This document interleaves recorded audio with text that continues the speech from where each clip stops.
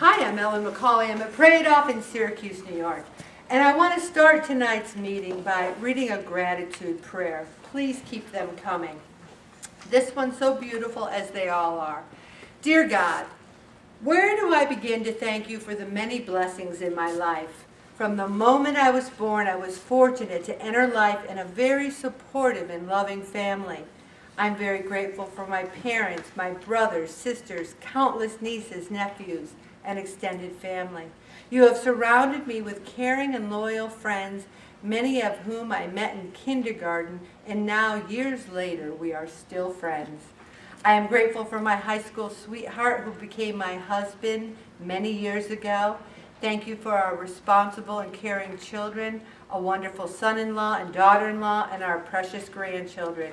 We couldn't be more blessed. Thank you for putting a roof over our heads and food on our table. Obviously too much food, hence I'm at Pray-It-Off. Thank you for our relatively good health and for keeping us safe in our daily life and in our travels. I'm very grateful that you put it on Ellen's heart to start PO. I am grateful for the support of all the PO members and especially for the support of my table mates. I am extremely grateful for all your blessings in my life. I pray that you remind me of just how blessed I am and that you never allow me to forget to show my gratitude in prayer.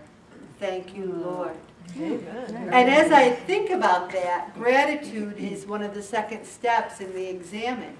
The first step is to ask for light so that you'll see yourself as God sees you. Then you show gratitude. Then you examine your day and you look at it how you reacted to things, where you saw God, and then you try to see how you could have maybe done things a little differently or a little better. You say sorry in case you have sinned, and then you look forward to the next day. It's a beautiful way to look at your day and to look at prayer, and you can do it at any time. You know, I want to start tonight by, I actually copied a page out of one of my daily reading books because it so impressed me. It talks about MLDs, or major life disappointments. But before I begin talking about major life disappointments, I want to tell you that last night I bowed my head and I cried like a baby for the second time in 2 weeks. The first time I cried is when I heard about Riley H.A.L.T. and how he stood up and attacked the person who was shooting in his college. And then last night I heard about Kendrick Castillo and how a senior in high school, he sacrificed his own life to prevent his fellow students from getting killed. And I thought, no greater love than this, that you lay down your life for a friend. And these two young men did it. Now, I would like to think that maybe I might have the courage to do so, but I'm a 64-year-old woman who has been blessed with children and grandchildren, and I have had my life, but these young men were at the height of their lovely lives. And when I think of their sacrifice, I bowed my head and I said, Jesus, I know they are in your kingdom.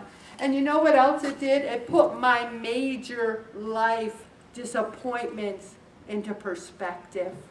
If my major life disappointment is that I worked really hard this week and I wanted to lose weight and I gained 2 pounds, is that really the end of the world? But we all do have disappointments, and some of them are huge. Some of them are untimely bereavement. When they interviewed Kendrick's dad, and he said, it was my only child, my only son. And when I think about what he did and our loss, I think about the pride I had that he had said to me, if anyone ever came into our school, I would defend my friends. And I said to him, no, you got to take care of yourself. And he said, Dad, I got to do what I got to do. And here it came to fruition. But there are people in this group that have had untimely bereavement, the loss of a child or a young spouse or any spouse. It is a very huge loss. chronic health problems. It's hard to find joy when you are in constant pain. When you get up in the morning and you have pain, and you go to bed at night and you have pain. It's hard when you have straying children. And I've shared many times with the group that we have 4 children, and our son Jeremy left when he was 18, and we have not seen or heard from him in 17 years. And I spent those 17 years, most of them blaming myself. I could have, I should have, why didn't I? And I finally come to the peace of knowing that I have to surrender that to God. And you might know where your children are, but they might have strayed from the faith, or they might be doing behaviors that you wish they would not do. Those are major life disappointments. Relationship failure, divorces, relationships that you've had with friends over the years that have fallen apart for one reason or another. But what this article says is there's only one thing that can save us from our MLDs, and that is Jesus. Jesus is there, and he can say, I know how you feel. I know about betrayal. I know about loss. I know about suffering. I know about pain. And many of our MLDs help us spiritually, even as they harm us temporarily. They drive us to a higher source into the power of God. Thank you for letting me share that with you today. And then I want to go right into talking about H.A.L.T. And this is an important concept. I am a firm believer in the power of 12-step programs. Alcoholics Anonymous, Overeaters Anonymous, anything that tells you, any program that tells you that we are powerless and that we have to turn everything over to a higher power. Now, we at Pray It Off, we don't have to use the nebulous term higher power. We use the term Jesus. We use the term the Father, Son, and Holy Spirit. That is our higher power, and we can name that.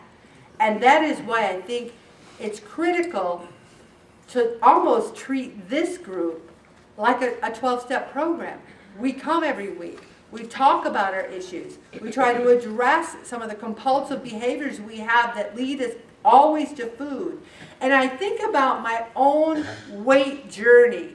And I can't tell you how many times I engaged in self-destructive behavior when I was not so much hungry, but not hungry for food, but hungry for other things.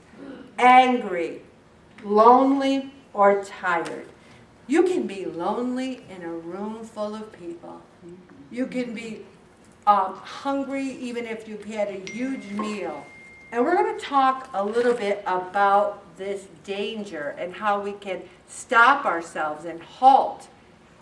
If you plan ahead for your meals and you're eating nutritious foods and yet you're still feeling so hungry, you need to almost isolate it. Is it a physical or is it an emotional hunger?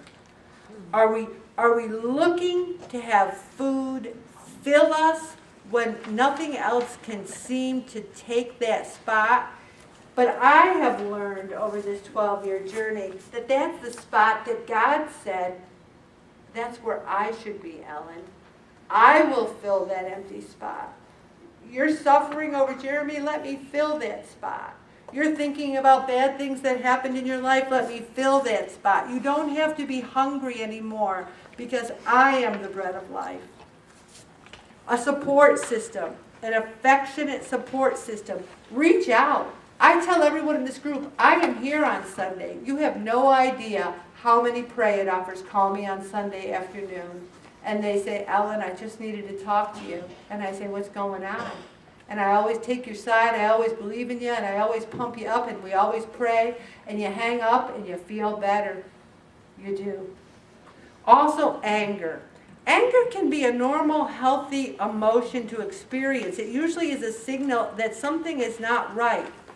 But if you go past that, if you brood and you scream and yell and you don't let it go and you overeat over it, it is a way. Now, I'm saying that these things lead us to food, but in many cases, this leads to people drinking, drugs. So the 12-step program can use it for any kind of addiction. We need to find something like exercising. You know, go for a walk and hold the hand of Jesus and say, you know, I'm so mad about this, Jesus. Can you believe this happened? And guess what? He'll take your side. He is your best friend. Prayer.